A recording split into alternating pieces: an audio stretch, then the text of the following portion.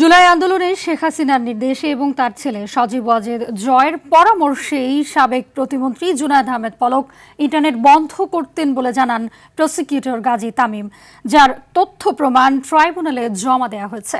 হত্যার নির্দেশ সহ 3টি অভিযোগে জয় ও পলকের মামলায় অভিযোগ গঠনের উপর রাষ্ট্রপক্ষের শুনানি শেষে এসব কথা বলেন তিনি।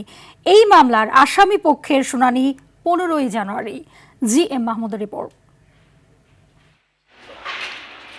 জুলাই আগস্টে ইন্টারনেট বন্ধ করে হত্যার নির্দেশ সহ 3টি সুনির্দিষ্ট অভিযোগে ক্ষমতাচ্যুত প্রধানমন্ত্রী শেখ হাসিনার ছেলে সজীব ওয়াজেদ জয় ও সাবেক আইসিটি প্রতিমন্ত্রী জুনায়েদ আহমেদ পলকের বিরুদ্ধে করা মামলায় আনুষ্ঠানিক অভিযোগ গঠনের উপর শুনানি হয় রোববার।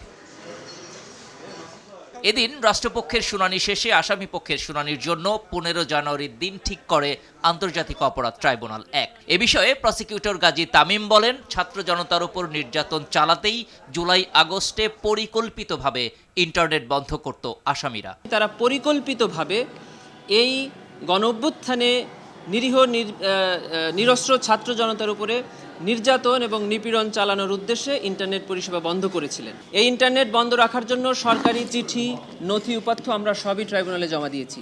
তবে জয়ের রাষ্ট্রনিযুক্ত আইনজীবী মঞ্জুর আলম জানান, আইনি সীমাবদ্ধতার মধ্যেও আসামিকে খালাসের চেষ্টা করবেন তিনি। প্রসিকিউশন থেকে যে সমস্ত এলিগেশন আনা হয়েছে, এলিগেশনকে ডিফেন্ড করার চেষ্টা করব।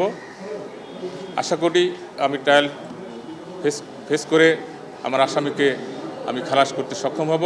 এদিকে ট্রাইব্যুনাল 2A সাভারের আশুলিয়ায় 6 মরদেহ পোড়ানো সহ 7 জনকে হত্যা মামলায় ছাপাই সাক্ষ্য গ্রহণ হয়। অন্যদিকে গত নভেম্বরে শেখ হাসিনা ও আসাদুজ্জামান খান কামালের মানবতা বিরোধী অপরাধের একটি রায়ে আমৃত্যু কারাদণ্ডাদেশের সাজা বাড়িয়ে মৃত্যুদণ্ড চেয়ে করা আপিলের শুনানির জন্য 2-1 দিনের মধ্যেই আবেদন করা হবে বলে জানায় প্রসিকিউশন। কনসাইজ স্টেটমেন্ট এবং ফিক্সিং এর অ্যাপ্লিকেশন আমরা তৈরি করে ফেলেছি, কাল বা পরশু দিনের মধ্যে আমরা ফাইল করে দিব। জি.এম. মাহমুদ, RTV, ঢাকা।